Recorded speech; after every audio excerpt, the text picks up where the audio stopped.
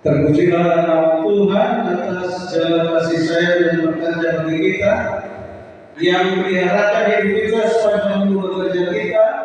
Kita boleh hadir di abad ini untuk mendengarkan firman Tuhan.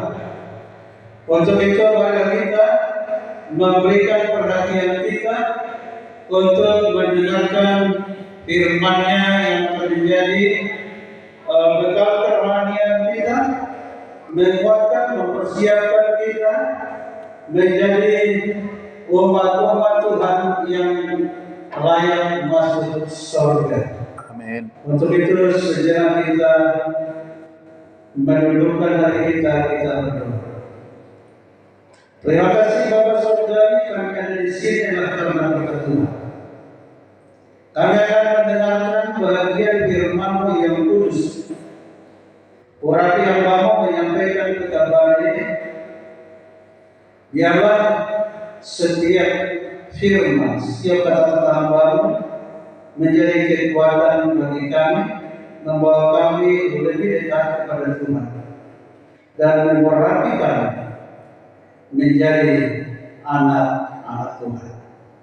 Bersama dengan kami sampai akhir ibadah kami penuh dengan sukacita dan sejahtera.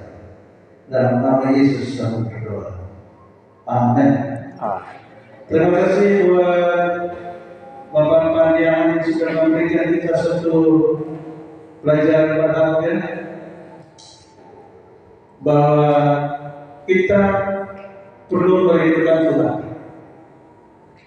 dan juga kita mengharapkan tangan kasih-Nya yang selalu menuntun kita.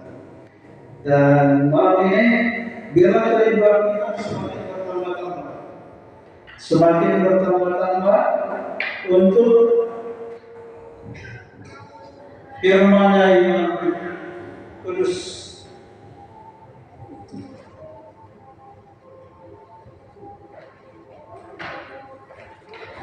Pada kesempatan ini sehubungan dengan acara kita besok pada baptisan, maka saya memilih satu topik, lahir dalam keluarga Allah.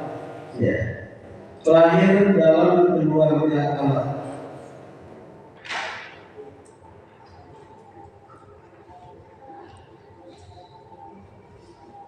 Untuk menjadi anggota keluarga Allah ada dua, satu oleh karena kelahiran dan satu lagi oleh karena adopsi.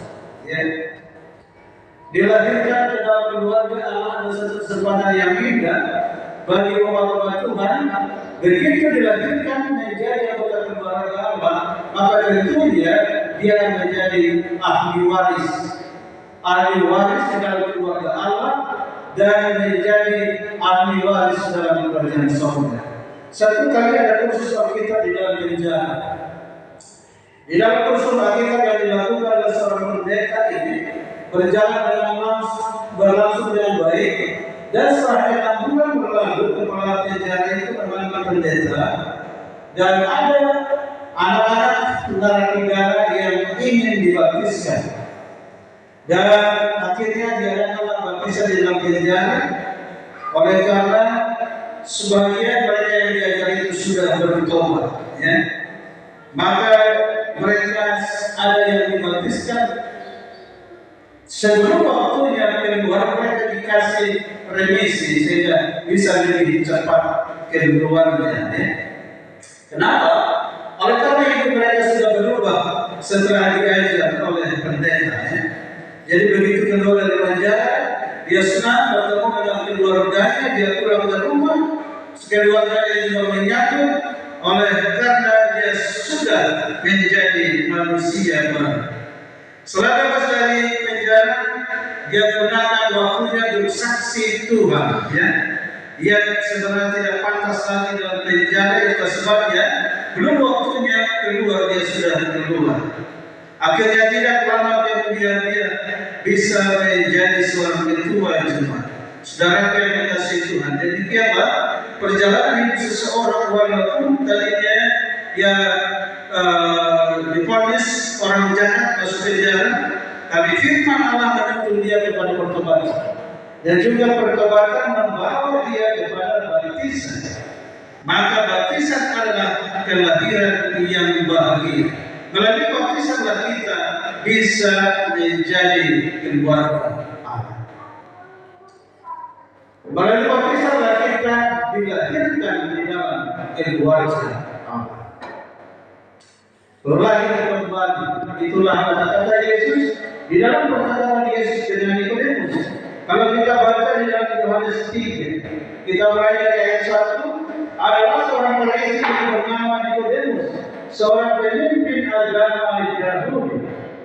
Nikodemus adalah seorang pemimpin sedang bercakap-cakap dengan Yesus. Dia datang menyalahkan Yesus. Di ayat 2, dia datang pada malam kepada Yesus dan berkata, Nabi, kami tahu bahwa engkau datang sebagai guru yang diutus Allah. Sebab tidak ada seorang pun yang dapat mengadakan tanda yang engkau adakan itu, jika Allah tidak menyertainya. Kelihatannya Nikodemus tersentuh dengan tanda-tanda yang dibuat oleh Yesus.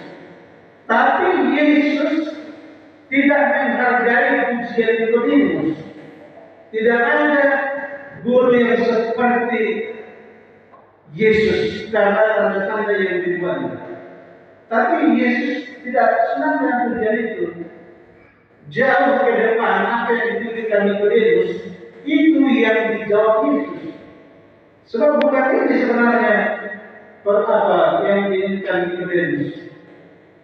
Sebenarnya pertanyaan Nikodemus di hatinya, bagaimana supaya bisa masuk ke dalam kerajaan Allah.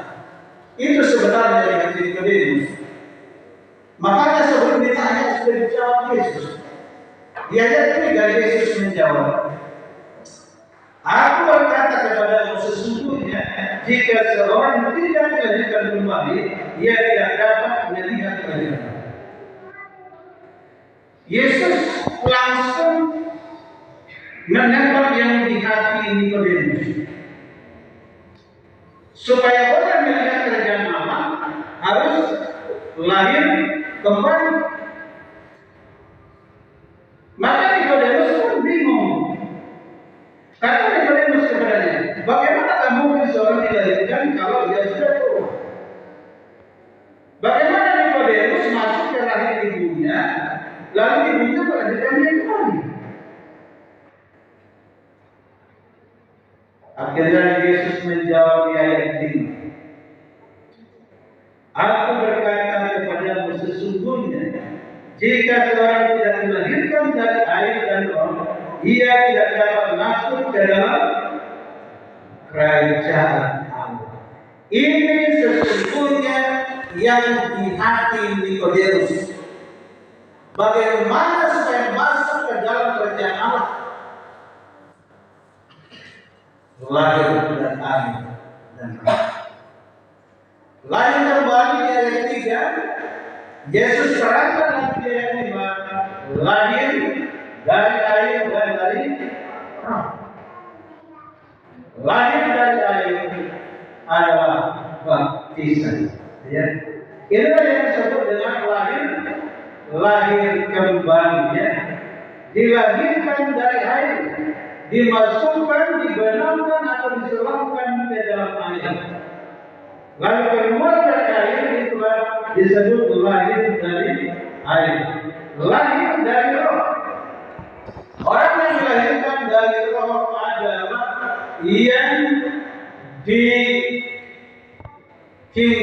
oleh Roh Kudus. Setelah baptisan air ada baptisan roh. Cuma kadang roh itu dia berubah-ubah. Roh Kudus tidak tetap. Kadang Roh Kudus itu seperti burung merpati, kadang Roh Kudus itu seperti api, kadang Roh Kudus itu seperti air, kadang Roh Kudus itu seperti angin.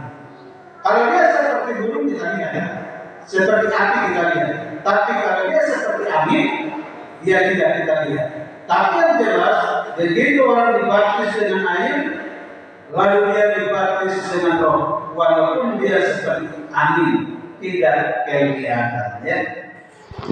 Oleh karena itu ikutlah Yesus.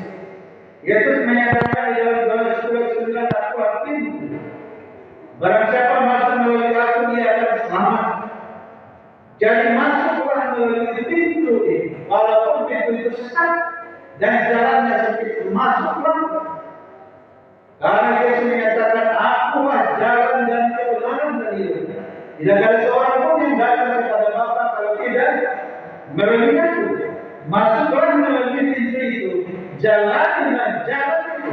Itulah jalan kebenaran, itulah jalan keselamatan, itulah Yesus.